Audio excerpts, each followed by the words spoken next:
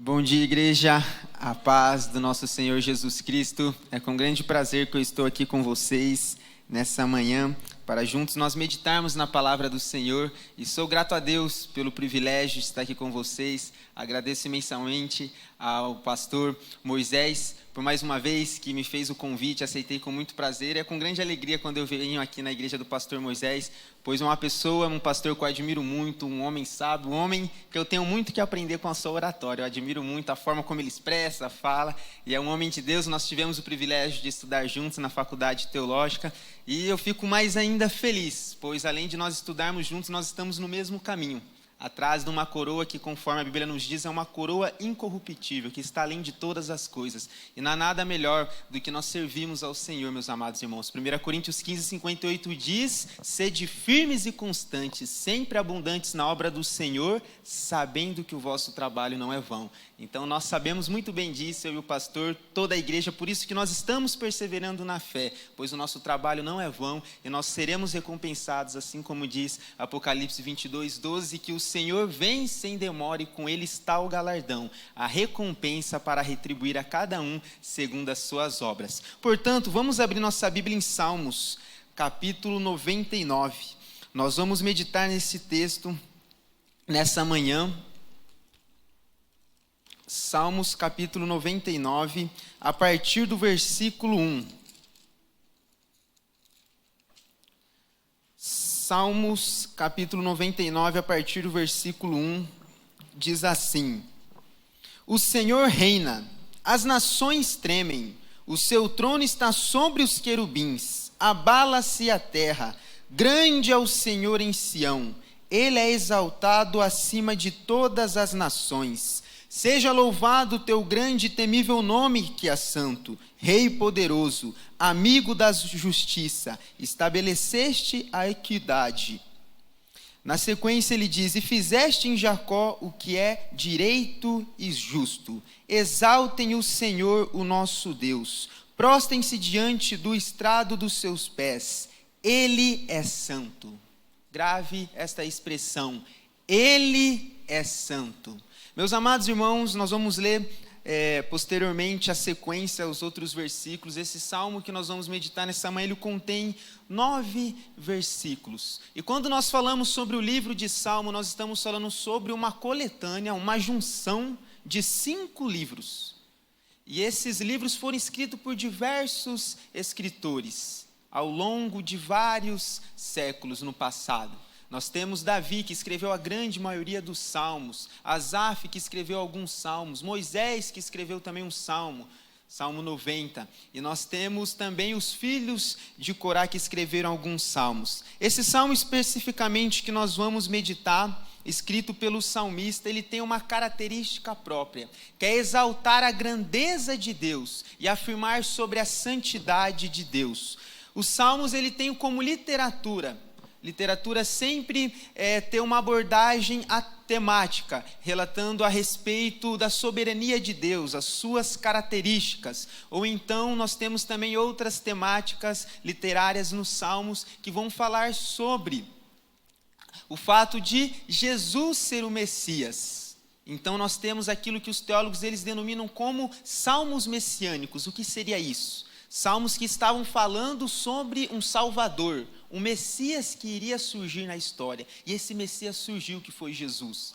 Ele mesmo diz, a palavra nos diz em Lucas capítulo 24, versículo 44, que Jesus veio cumprir a lei. Ele disse: eu vim cumprir tudo aquilo que está escrito na lei, que ele quer dizer os 5 primeiros livros da Bíblia.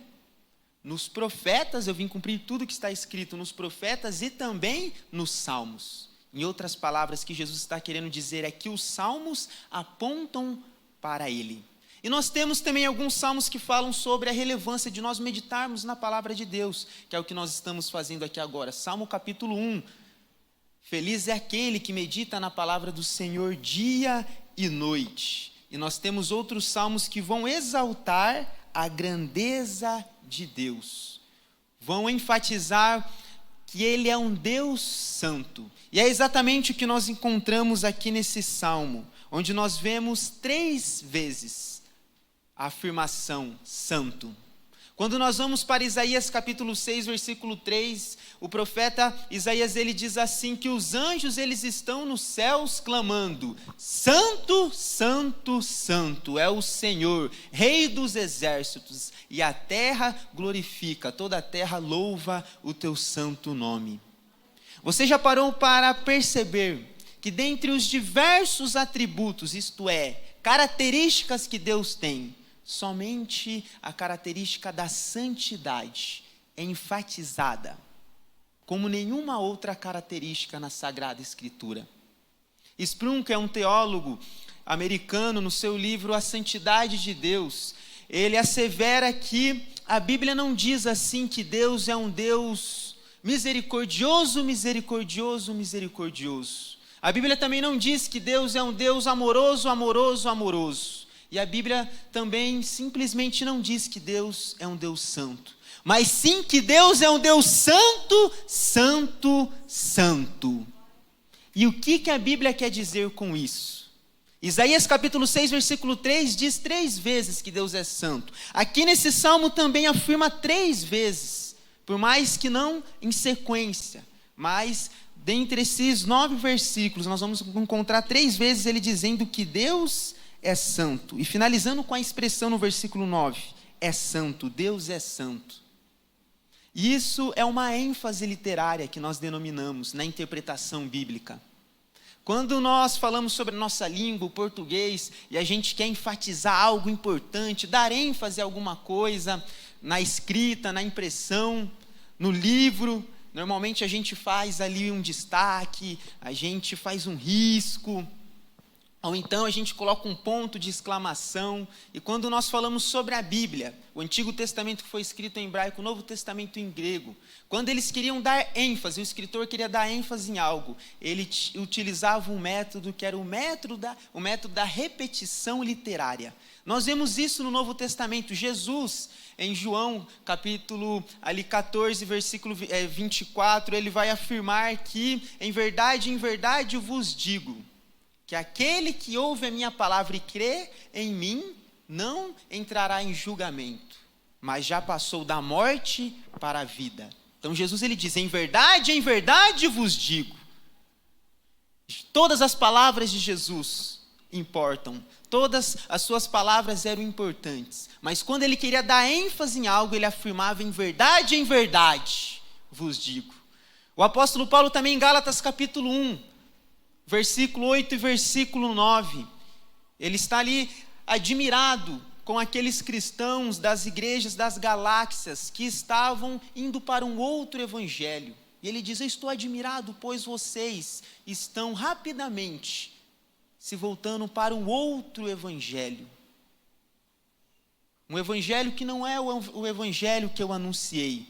E essas pessoas que estão pregando esse evangelho, ou até mesmo se vier um anjo aparecendo nos céus, pregando um outro evangelho, ele diz assim, que seja anátema, amaldiçoado, significa anátema. Na sequência ele diz, se uma pessoa, ou qualquer outro líder, relatar um outro evangelho, que não é esse que eu preguei, o evangelho de arrependimento, de mudança de mentalidade, de se afastar do pecado e voltar para Deus, que seja amaldiçoado. Mais uma vez vos digo, que seja amaldiçoado.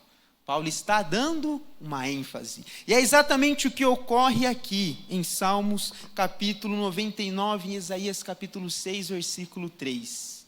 A ênfase que é dada ao atributo, à característica da santidade de Deus. E quando nós falamos sobre a santidade de Deus, é uma característica de Deus interessante, pois todas as outras características de Deus estão vinculadas à santidade de Deus. Deus é um Deus de amor? Ele é amor, sim, mas o seu amor é santo. Deus é um Deus misericordioso, sim, mas a sua misericórdia é santa. Tudo está relacionado à santidade de Deus, perpassa por sua santidade.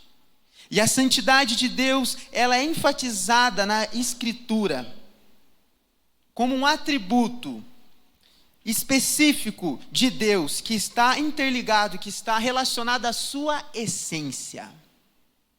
relacionado diretamente à sua essência. E é um atributo que é enfatizado pela Bíblia como nenhum outro atributo ou característica. Isso nos demonstra o porquê a Bíblia nos exige que nós devemos buscar santidade. Levítico assevera que nós devemos ser santos, como aquele que nos chamou para nós sermos santos. Quando nós vamos para 1 Pedro, o escritor ali, o apóstolo de Jesus, Pedro, um dos principais líderes da igreja, ele cita Levítico ali na sua carta, e ele afirma que sejam santos como eu sou santo. Ele diz, como está escrito, sejam santos como eu sou santo, em todo o vosso procedimento, em toda a maneira que você vai se relacionar com as pessoas, em toda a sua forma de agir, vocês devem ser santos. E meus amados irmãos, quando nós falamos sobre a santidade de Deus, é algo não somente que a Bíblia afirma, que a Bíblia é o maior argumento, a maior revelação, mas até mesmo se nós formos analisar em uma perspectiva racionalista, ou então filosófica, deixando a Bíblia de lado, a santidade de Deus ela está presente. Sabe por quê? Existiu um filósofo no século XIII, denominado Tomás de Aquino, que ele criou um argumento, que era o argumento da causalidade. Tomás de Aquino, ele foi influenciado por outro filósofo do século IV a.C., chamado Aristóteles, que Aristóteles ele asseverava que para todo efeito existe uma causa. Isto é, eu tenho aqui um celular, ele é um efeito, um projeto. Ele tem uma causa, ele foi causado por alguém. E ele foi causado pela mente humana. A mente humana foi o seu projetista, isto é, ele foi criado. E Tomás de Aquino ele também afirmava que necessariamente não tem como um projeto ele ser maior que a sua causa. Por mais que esse celular, o celular que você tem na sua mão, ou a televisão que você tem na sua casa e tantas outras coisas, por mais que o celular seja algo inteligente, a gente consegue conversar com uma pessoa em outro país, fazer uma ligação, quem é que não gosta de mandar uma mensagem no WhatsApp? Ele não consegue ser mais inteligente que o ser humano, porque é o ser humano que criou ele. Então, todo efeito, todo projeto tem que ser menor que a sua causa. O projetista deve ser maior do que o seu projeto. E aí, Tomás de Aquino, ele olha para o universo, a natureza, ele diz assim, quando eu olho para o universo, eu vejo um projeto. Quando eu olho para a natureza, para a vida, a complexidade, a perfeição no corpo humano, eu vejo um projeto. Logo, deve existir um projetista. O projeto exige um projetista, e esse projetista ele chama como Deus, que é a primeira causa não causada, que entra naquele questionamento, né? Quem criou Deus? Se para todo efeito existe uma causa, quem criou Deus? A Bíblia nos dá uma resposta em Apocalipse, que ele é o alfa e o ômega, o princípio e o fim. Deve existir uma causa que não foi causada por nada, pois senão nós vamos entrar em uma regressão infinita. O que eu quero dizer com isso? Quem causou o celular? O ser humano. Quem causou o ser humano? Foi Deus. Quem causou Deus? Foi outro Deus. Quem causou outro Deus? Uma regressão infinita de causas e mais causas, e nunca chegaremos a uma resposta. Mas deve existir uma causa não causada, que todas as outras causas começaram a existir, todos os outros efeitos a partir dela. E esse é o Deus ao qual nós servimos. Ele foi o criador das causas. As causas, os efeitos vão surgir a partir dele.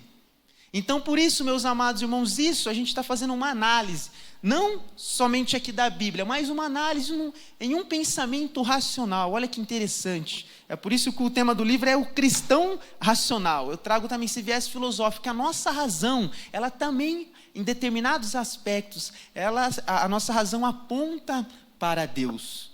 E quando nós falamos sobre a santidade de Deus, é uma característica de Deus, que por intermédio da razão a gente consegue chegar à conclusão que deve existir um ser superior santo, por causa que nós vemos um projeto na natureza, aqui no nosso mundo terreno, e nós vemos seres humanos que eles são pecadores, eles são falhos, eles odeiam, eles matam, eles fazem tantas coisas ruins.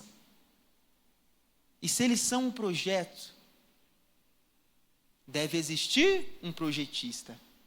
E se esse projeto é falho, é pecador, Então esse projetista deve ser santo, porque todo projeto tem que ser menor que a sua causa.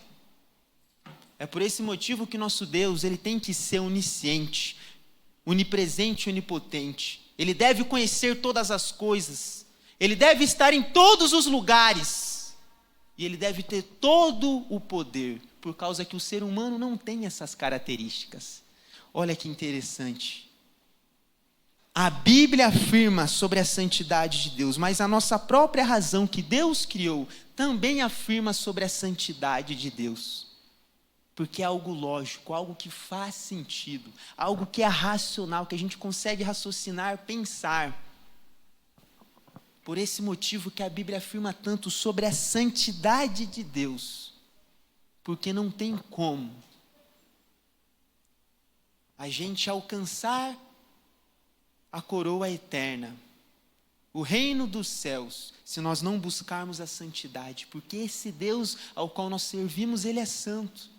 A própria Bíblia nos diz que sem santidade ninguém verá o Senhor. O porquê sem santidade ninguém verá o Senhor? Porque Deus é um Deus santo, ele está em um lugar santo, ele exige santidade. E só herdarão o reino dos céus aqueles que tiverem, se esforçarem para terem mais e mais santidade em sua presença. No versículo 1 ele começa dizendo: o Senhor reina, as nações tremem, porque ele está enfatizando a santidade de Deus. O Senhor é um Deus tão grande, um Deus tão santo, que o Senhor reina e as nações vão tremer. O seu trono está sobre os querubins, sobre os anjos, abala-se a terra. O versículo 2: grande é o Senhor em Sião, ele é exaltado acima de todas as nações. Seja louvado o teu grande e temível nome, que é santo. Meu amado irmão, você tem medo dos homens? Quem não tem medo dos homens? Esses dias atrás, lá na minha casa, 10h30 da manhã, eu estava ali estudando, do nada, escuto um barulho. Tum! Aquele barulho que alguém arrombou a porta da sua casa. Aí eu pensei assim, será que é isso mesmo? 10h30 da manhã, entrou um ladrão aqui, nunca aconteceu isso na minha vida. Aí quando eu olho assim, ali na sala, numa porta ali de vidro que tinha, e aí eu olhei em direção para outra porta de madeira, que eu conseguia ali enxergar aquela porta por intermédio daquela porta que eu estava ali de vidro. Aí eu olhei, a distância seria como daqui até a porta ali de entrada da igreja. Quando eu olho, está um homem deste tamanho, assim, um homem grande, a porta tudo bagunçada ali, a porta ali no chão, cheio de buraco ali e tal, que ele arrombou a porta, e aquele cara olhando assim para mim, eu falei, meu Deus, é um ladrão. Aí eu fiquei assim, não sabia o que eu fazer, só sei que quando eu vi o cara, e a porta ele tudo no chão, bagunçado, ele daquele jeito, aí eu só olhei assim para ele e gritei, oh! Aí ele saiu correndo, graças a Deus, e foi embora. Quem não tem medo do ladrão? Aquele dia eu tive medo. Aquele dia eu fiquei ainda pensando, Deus, graças a Deus que esse ladrão veio 10h30 da manhã numa segunda-feira. Imagine se ele aparecesse aqui 3 horas da manhã. E eu moro sozinho ali num canto da minha igreja e tal. Na verdade, de outra igreja, né? E aí eu falei, graças a Deus que foi de dia. E eu estava ali presente, porque senão ele ia levar minhas coisas. E graças a Deus também que ele foi embora. Mas eu passei um momento de medo. E todos nós temos medo. E depois desse dia, eu estou tomando mais precaução ainda e com mais medo. Porque se o ladrão voltar, isso acontecer, isso, aquilo. Então nós temos medo dos homens. Porque os homens, eles têm a capacidade de matar, de roubar, de destruir, de fazer coisas ruins para conosco. Mas a Bíblia assevera que nós não devemos ter somente medo dos homens. Nós devemos ter medo de Deus. Quando a Bíblia fala de temor a Deus, ter medo de Deus, mas principalmente quando ela relata sobre a expressão temer a Deus, ela quer dizer 2 sentidos. O primeiro que é o sentido de ter reverência a Deus, postura, saber que Ele é um Deus santo, se submeter à sua vontade. Mas a Bíblia também quer dizer com temer a Deus, no sentido de ter medo mesmo. Por esse motivo que Jesus, no Evangelho de Mateus, ele vai dizer assim: não tenham medo daqueles que podem matar o corpo, mas não podem matar a alma. Tenham medo sim daquele que pode lançar no lugar de sofrimento tanto o corpo quanto a alma. O que Jesus ele está querendo dizer em outras palavras?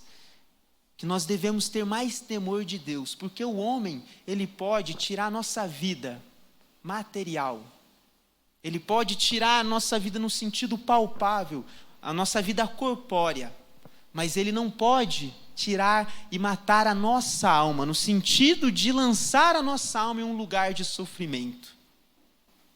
Mas Jesus pode fazer isso. É por isso que Jesus, ele falou muitas vezes sobre o inferno, que seria aquele lugar de sofrimento, que aqueles que fazem mal, aqueles que não temem, obedecem os seus mandamentos, irão para lá. Só que em muitas ocasiões nós não temos esse temor a Deus, nós temos mais temor dos homens. É por esse motivo que quando vem a tentação, vem o pecado, nós não devemos ter aquele pensamento assim, não. Eu não vou em determinado lugar, ou então não vou cometer determinado pecado, porque tal irmão vai ficar sabendo.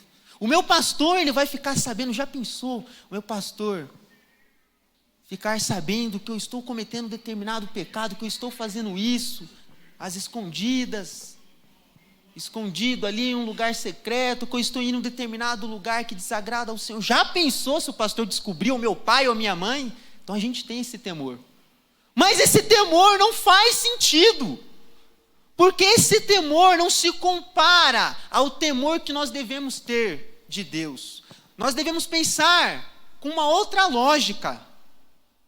Se o meu pastor, o meu pai, eles ficarem sabendo disso, isso pode sim gerar alguma consequência, mas a pior consequência será a consequência divina. O que Deus ele pode fazer para com a minha vida? Porque a Bíblia diz em Romanos capítulo 6, versículo 23, que o salário do pecado é a morte. O que ele quer dizer é que o resultado do meu pecado é uma consequência ruim. Tanto uma morte aqui, material, uma consequência ruim nessa vida, e uma morte espiritual, uma consequência ruim na vida por vir. É por esse motivo, meus amados irmãos, que nós não devemos pecar somente porque eu não quero que alguma pessoa fique sabendo, eu não quero desagradar o meu pai, ou minha mãe, ou meu pastor. A gente não deve pecar e ter temor de fazer coisa errada com um motivo maior, que esse motivo é o próprio temor a Deus. Sabendo que nós vamos prestar conta no dia do julgamento final. Um dos homens mais sábios que passou nessa terra, que foi Salomão, que escreveu Eclesiastes e tantos outros livros, Provérbios, ele enfatiza em Eclesiastes, um livro que ele vai trazer aquela expressão que nada faz sentido debaixo do sol, que é um hebraísmo ali que significa uma figura de linguagem, que ele não está querendo dizer literalmente debaixo do sol, mas que muitos estudiosos chegam à conclusão que ele está querendo dizer que debaixo do sol, uma figura de linguagem que significa uma vida sem Deus. E ele vai dizer assim que nada faz sentido debaixo do sol. Em outras palavras, nada faz sentido ter uma vida sem Deus. E ele chega à conclusão que muitas coisas não fazem sentido. Ele buscou sabedoria, ele chegou à conclusão que aquilo não fazia sentido. Ele buscou todo o conhecimento, chegou à conclusão que aquilo era inútil. Ele buscou riqueza, construiu prédios, construiu jardins, muitas coisas. E ele diz, nada faz sentido.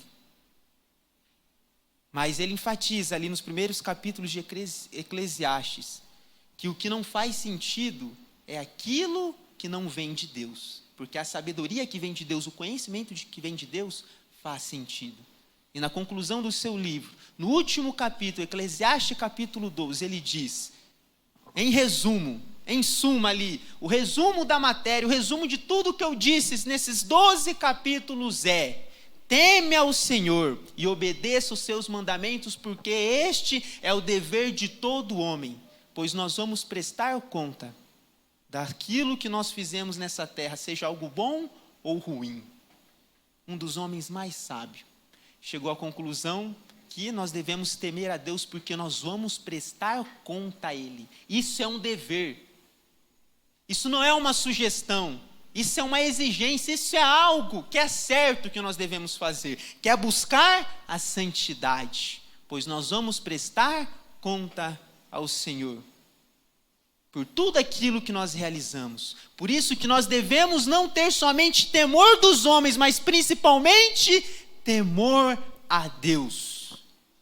E é isso que esses versículos iniciais eles querem afirmar. E no versículo 3 ele diz: seja louvado o teu grande e temível nome que é santo. O versículo 4 ele enfatiza: Rei poderoso, amigo da justiça, estabeleceste a equidade. Amigo da justiça. Tem outra versão que diz assim: o Senhor que ama a justiça. É por isso que o nome dele é temível, que ele é justo, ele sabe aquilo que é certo e o que é errado. Na sequência ele diz: e fizeste em Jacó o que é direito e justo. Em outras palavras, o que ele quer dizer é que Jacó simboliza Israel. Então ele está querendo dizer que o Senhor criou Israel, que é direito e justo, uma vez que eles buscam a sua justiça, a sua santidade. O versículo 5 ele vai conceder uma explicativa. O porquê eu devo exaltar ao Senhor. Que ele diz assim na sequência: exaltem o Senhor, o nosso Deus. Prostem-se diante do estrado dos seus pés. Ele é santo. Em outras versões diz: louvem o Senhor, o vosso Deus. A motivação do salmista a louvar a Deus não era porque era um tradicionalismo, uma tradição, conforme o pastor Moisés muito disse aqui no início. Que muitas vezes na nossa liturgia, a gente oferece um culto a Deus em formato de rito, que seria uma forma de tradicionalismo. O que seria isso? Eu vou na igreja porque tenho que ir, meu pai vai, ou então as pessoas falam que é bom ir à igreja. Qual é a motivação? A motivação não tem. Você questiona a pessoa: por que você veio à igreja? Por que você vai até a sua igreja? Ela: porque é legal, não sei. Ela não tem uma verdadeira motivação. Ou a sua motivação se tornou um simples cumprimento de tabela. O que seria um cumprimento de tabela? Quando eu falo sobre cumprimento de tabela, eu sempre gosto de trazer uma analogia, uma comparação com o futebol. A gente tem lá o Campeonato Brasileiro, como um paulista, vocês já perceberam que o meu sotaque é bem arrastado, né? O R, Senhor, é o meu pastor, e nada me faltará. É o R paulista do interior de São Paulo, que eu vim com 17 anos para Brasília, e eu lembro quando eu cheguei aqui no primeiro dia, eu fui numa farmácia, uma moça me atendeu e disse assim: boa tarde. Aí a moça virou para mim e falou assim: de onde você é? Aí eu falei: oxe, moça, eu só disse boa tarde. Mas o seu boa tarde é diferente, né? Seu R arrastado e tal. Eu falei: é o sotaque paulista. E quando eu tinha meus 15 anos, que foi quando eu tive o meu chamado pastoral, e depois ali eu abri um projeto no Recreio denominado Encontro com Deus no Intervalo, que eu fiz do meu primeiro colegial até o terceiro colegial, nos meus 3 últimos anos ali do ensino médio da escola. E eu pregava ali para os adolescentes durante 15 minutos do intervalo, toda terça-feira, no EDI, Encontro com Deus no Intervalo, ali que eu comecei a desenvolver na fé, desenvolver a fala, e principalmente que eu tive o chamado divino, o chamado pastoral, quando eu vi ali jovens deixando as drogas para escolher a Cristo, jovens se batizando, algumas pessoas ali, jovens que eu consegui ganhar para Cristo. Eu disse: eu quero isso, não há nada melhor do que isso. Mas isso só aconteceu, só comecei a pregar lá na escola. E hoje, com meus 24 anos, desde os meus 15 aos 24 anos hoje, eu estou nessa trajetória pregando, continuo pregando de várias formas e maneiras. Tudo isso só aconteceu porque eu deixei para trás aquela vida cristã de cumprimento de tabela.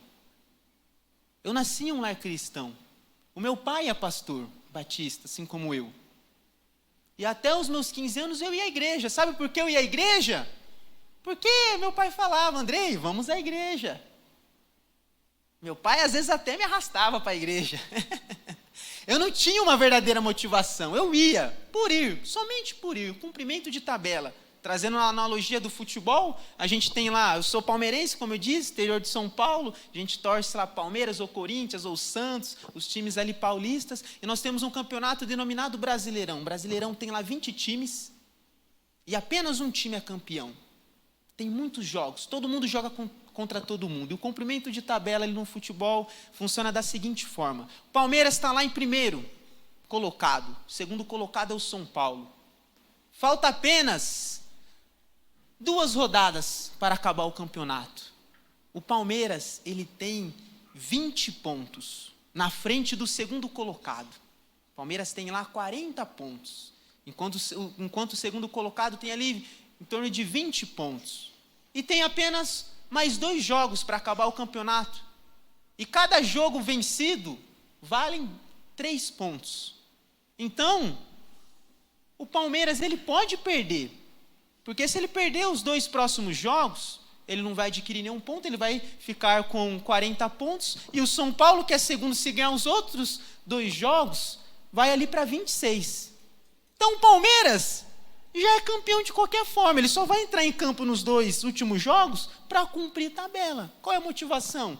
Eu tenho que fazer isso, porque a regra do campeonato exige isso, eu tenho que fazer, porque eu já sou campeão. Então ele não tem uma verdadeira motivação. Eu tenho que fazer porque deve ser feito, é um cumprimento de tabela. A regra foi estabelecida, eu devo fazer assim. E eu fui um cristão até meus 15 anos, um cristão que cumpria uma tabela. Qual era o meu cumprimento de tabela? Eu devo ir à igreja porque meu pai fala que é bom ir à igreja. Eu devo participar da igreja porque as pessoas vão à igreja, meus amigos vão, todo mundo vai. É aquela tradição. Então eu vou. Mas com 15 anos, foi quando eu aceitei a Cristo. Eu comecei todos os dias a tirar um tempo para ler a Bíblia, fazer o meu devocional e tirar um tempo para orar no quarto. Conforme Jesus diz em Mateus 6, entra no teu quarto, fecha a tua porta e ora a teu pai em secreto, pois em secreto ele vai te recompensar. Quando eu comecei a fazer aquilo, a minha perspectiva, a minha visão de mundo, a minha cosmovisão de vida foi alterada. E eu passei a servir a Deus com uma verdadeira motivação. Eu entendi, eu passei a descobrir quem era Deus e quem era o ser humano. E ali não tinha como mais ser um cristão apenas por ser. Por causa que eu adquiri uma verdadeira motivação. E a verdadeira motivação que eu passei a enxergar meditando a palavra de Deus. Por isso, meus amados irmãos, leiam a Bíblia. Por isso que o pastor Moisés sempre está aqui dizendo, como um verdadeiro profeta do Senhor deve dizer, que nós devemos nos voltar à Sagrada Escritura. Pois Jesus, em João 5,39, ele diz, examinai. Que a gente poderia traduzir como estudar de forma profunda as Escrituras, porque elas testificam de mim. Pois quando nós lemos a Bíblia, ela nos transforma. João 8,32, conhecereis a verdade vos libertará. E foi o que ocorreu comigo. Depois que eu comecei todos os dias, com 15 anos, a ler a Bíblia, a orar, Deus já começou a falar ao meu coração, você deve pregar, você deve anunciar. E aí veio a ideia que Deus colocou no meu coração, orando. A importância também da oração. Quando a gente ora, a gente desabafa com Deus ali no nosso quarto. Deus ele começa a colocar projetos, ideias santas, divinas, relacionadas ao teu reino.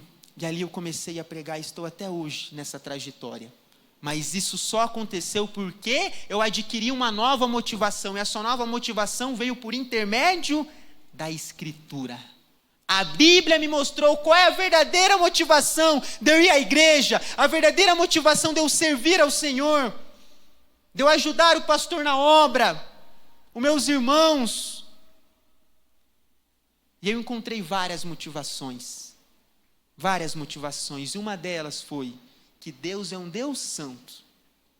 E assim como Ele é um Deus santo, nós devemos buscar a sua santidade. E é que o salmista, ele afirma aqui, nos 4 primeiros versículos, ele diz que Deus é um Deus temível, um Deus todo-poderoso, um Deus grandioso, um Deus santo, para no versículo 5 ele dizer, louvem o Senhor, o nosso Deus. O que ele quer dizer, em outras palavras, é que o porquê eu louvo ao Senhor, que eu busco ao Senhor, o louvar aqui é naquele sentido de se prostrar, submeter a Ele. Não é somente um louvar com os lábios, mas sim com a própria vida. O que ele diz é que ele louva ao Senhor, porque ele sabe quem é o Senhor. Porque o nosso Deus é um Deus temível, um Deus santo. É por isso que eu devo me dobrar aos seus pés. Não porque Ele vai me oferecer a bênção, mas sim porque Ele é o próprio Deus das bênçãos. Essa deve ser a nossa motivação. A sua motivação deve continuar sendo essa. O porquê você está aqui, o porquê você voltará a esse lugar santo, o porquê você vai na sua casa continuar lendo a Bíblia, orando, deve ser porque Deus é um Deus santo. E Ele exige santidade, porque Deus Ele nos concedeu a vida eterna. Romanos capítulo 8, versículo 1 diz assim, que não há mais condenação para aqueles que estão em Cristo Jesus. Essa deve ser a nossa motivação de buscar o Senhor.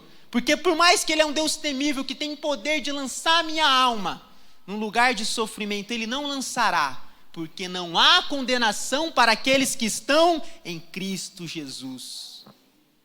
Eu devo buscar ao Senhor por aquilo que Ele fez por mim, não somente no aspecto material, isso é muito pouco, mas principalmente no aspecto espiritual.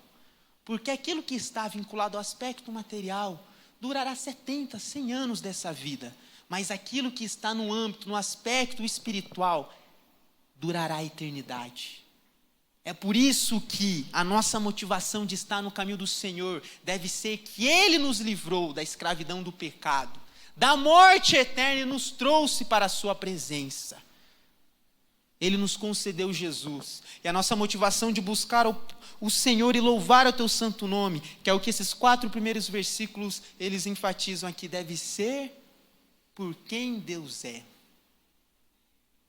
Em outras palavras, a nossa motivação de buscar o Senhor, a nossa razão, deve ser não por Ele trazer bênçãos, mas sim por Ele ser o Deus das bênçãos, o Deus santo.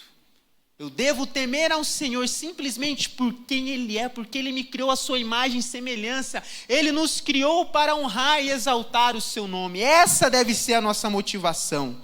E é isso que o salmista ele quer dizer. Por isso ele diz, exaltem, louvem o Senhor, o nosso Deus, prostrem-se diante do estrado dos seus pés, Ele é santo. Versículo 6, Moisés e Arão estavam entre os seus sacerdotes, Samuel entre os que invocam o seu nome. Eles clamavam pelo Senhor, e Deus concedeu a eles a resposta.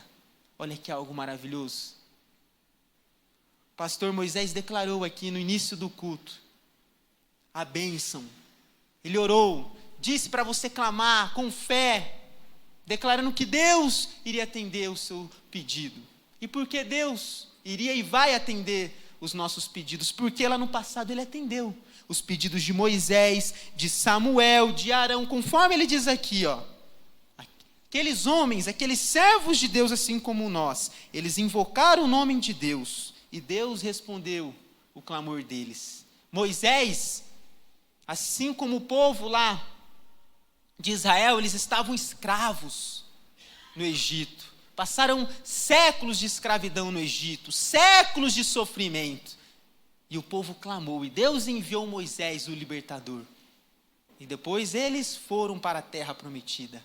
O nosso Deus, Ele responde às nossas orações. Por isso que o pastor Moisés, ele enfatizou aqui, se você está passando por um momento de dor, de sofrimento, clame ao Senhor, Ele vai te responder. Nós devemos ter essa fé, pois a Bíblia diz sobre isso. No versículo 7 ele diz, o Senhor falou na coluna de nuvem, e eles obedeciam aos seus mandamentos e aos decretos que lhes dava. Olha um fator importante, eles pediam ao Senhor, aqueles homens do passado, mas ao mesmo tempo eles obedeciam ao Senhor. Não basta apenas fazer clamor ao Senhor, isso não é suficiente, nós devemos ir além, e esse além é obedecer aos seus mandamentos, aos seus decretos, pois isso está relacionado à verdadeira motivação de buscar o Senhor que nós falamos anteriormente. O versículo 8 ele diz, tu lhe respondeste, Senhor nosso Deus, para eles, Tu eras um Deus perdoador, embora os tenha castigo por suas rebeliões. Em outra versão diz assim, que embora eles fizeram coisas ruins, o Senhor concedeu a eles perdão. Isso é algo além da compreensão humana, algo admirável. Eles pediram, foram grandes servos de Deus, mas a Bíblia aqui vai relatar o seu aspecto humano. Isso que é algo admirável na Sagrada Escritura. Que por mais que ela afirma que os homens lá do passado, os personagens bíblicos, eles foram homens santos, a Bíblia também assevera os seus pecados, os seus momentos de fraqueza. Porque Deus, ele não espera de nós a perfeição, Ele espera de nós a luta em busca da perfeição. Por mais que a gente saiba que nós não vamos conseguir nessa terra atingir a perfeição, isso nós vamos alcançar somente no estado da etapa da salvação, que os teólogos vão denominar como glorificação, que é quando nós estivermos lá no céu, que vai ser um lugar sem pecado, que nós vamos ser perfeitos, um pouco semelhantes como Cristo é. Mas nós não estamos ainda no céu, no lugar de glorificação. Nossa etapa de salvação está aqui ainda, na santificação. Mas algo admirável é que Deus já nos libertou da escravidão do pecado, da grande influência do poder do pecado. E agora nós estamos aqui na santificação. E nessa etapa da santificação nós temos condições de dizer não para o pecado. Antes nós não tínhamos. Nessa etapa de santificação nós devemos, mesmo sabendo que nós vamos pecar, se voltar ao Criador, pois nem todos se voltam ao Criador quando eles pecam. E é o que a Bíblia aqui demonstra. Por mais que esses homens pediram ao Senhor, eles pecaram, Deus os perdoou porque eles voltaram para Deus. Meus amados irmãos, a maior estratégia que Satanás ele tem para a sua vida, para as nossas vidas, quando nós pecamos, é colocar e gerar uma culpa em nosso coração, que após o pecado, ele nos influenciar os nossos próprios pensamentos a se afastar ainda mais de Deus e não se aproximar dele.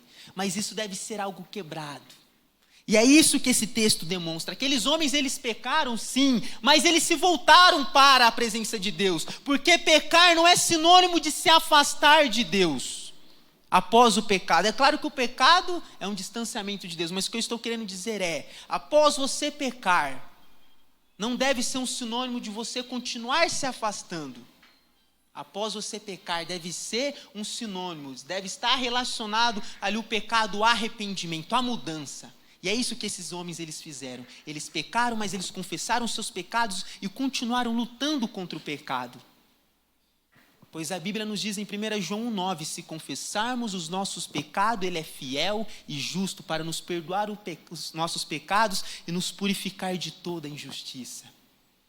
Quando você pecar, quando nós pecarmos, que nós possamos nos voltar para Deus. E o fato de você estar aqui, na Igreja Mais Vida, participando desta igreja, representa que você tem entendido isso.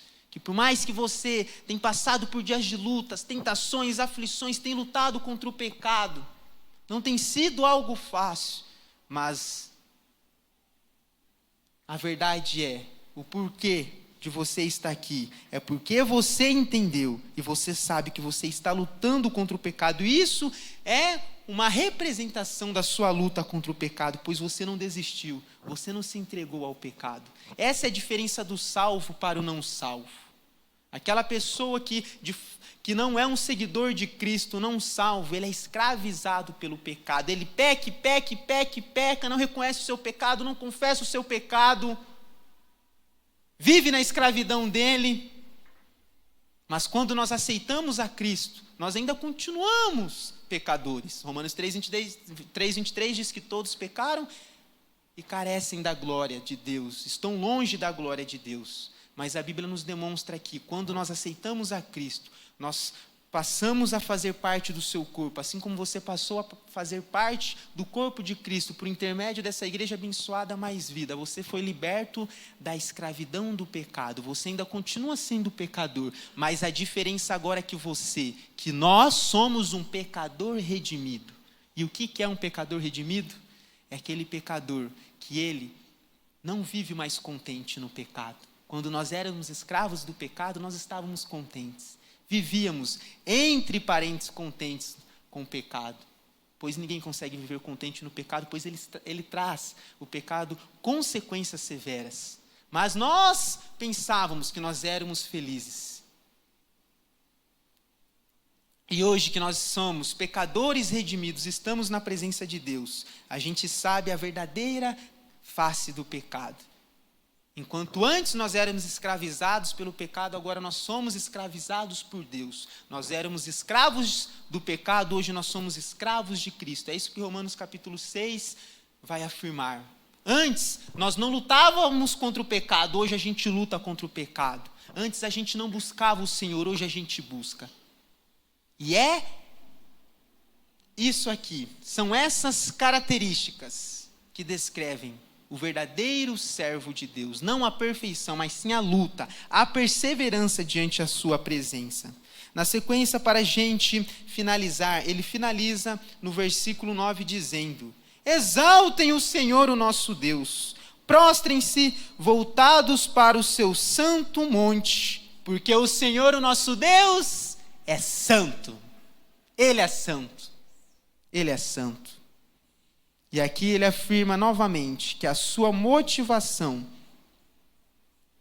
de servir ao Senhor está vinculada à sua característica. A característica anterior que ele diz no versículo 8 é a característica do Deus perdoador. Nosso Deus é um Deus tão amoroso que Ele nos perdoa. Por esse motivo nós devemos louvar ao seu nome.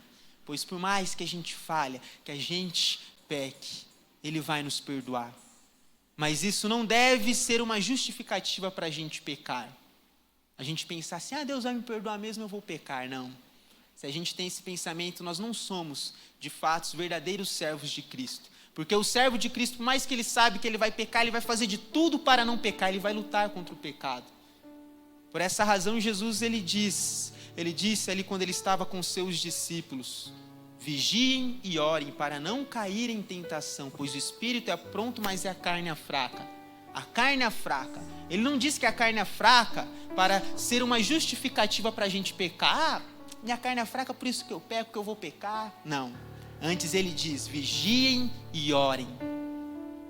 Então, ele traz um alerta para a gente não pecar. Porque a nossa carne é fraca. E se a gente não alimentar o nosso espírito, a queda é certa. Mas, se nós continuarmos assim como vocês estão fazendo, alimentando o espírito, de fato, nós teremos uma vida mais feliz, uma felicidade plena e paz plena que vem de Cristo. E nós vamos agradar ao Criador.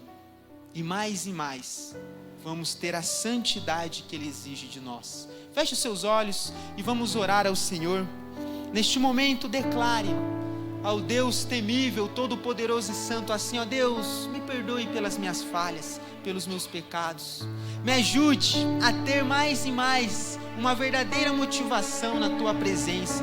Me ajude a compreender que o Senhor é santo, santo, santo. O Senhor não é apenas misericordioso, o Senhor não é apenas santo, mas o Senhor é santo, santo e santo.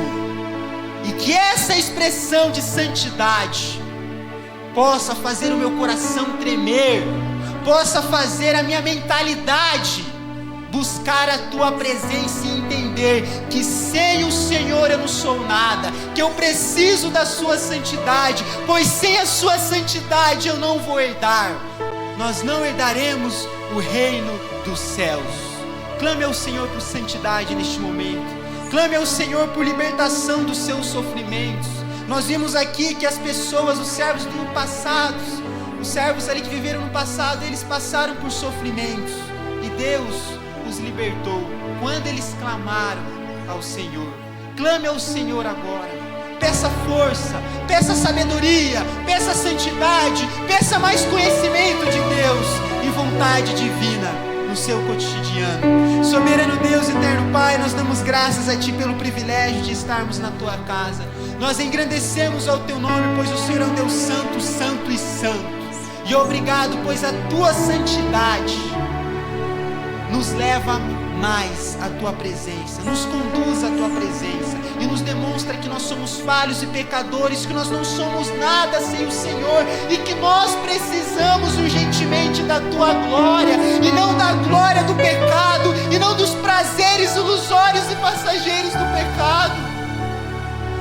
O pecado, ele pode trazer um prazer, ele é bom, é por isso que nós pecamos, mas é um bom e um prazer ilusório, passageiro. Mas o Senhor quer nos conceder, conforme o Senhor diz em Salmos, capítulo 16, o Senhor nos traz prazeres eternos, e a Tua palavra nos diz em 1 João capítulo 2, do versículo 15 ao versículo 18, que os nossos desejos pecaminosos, o mundo, tudo isso passará, mas aquele que faz a vontade do Senhor viverá para sempre. Somente na Tua presença, como nós estamos aqui hoje e todos os dias buscando, nos nossos lares, lendo a Bíblia, orando, participando das programações da Igreja Mais Vida, ajudando o pastor na obra, contribuindo financeiramente, principalmente, mais e mais também com a nossa vida em todos os sentidos. Fazendo isso, Pai, nós estamos buscando um viver que é um viver eterno e um prazer eterno, e que assim seja com cada um de nós. Essa oração que eu te faço e já te agradeço, em nome de Jesus, amém.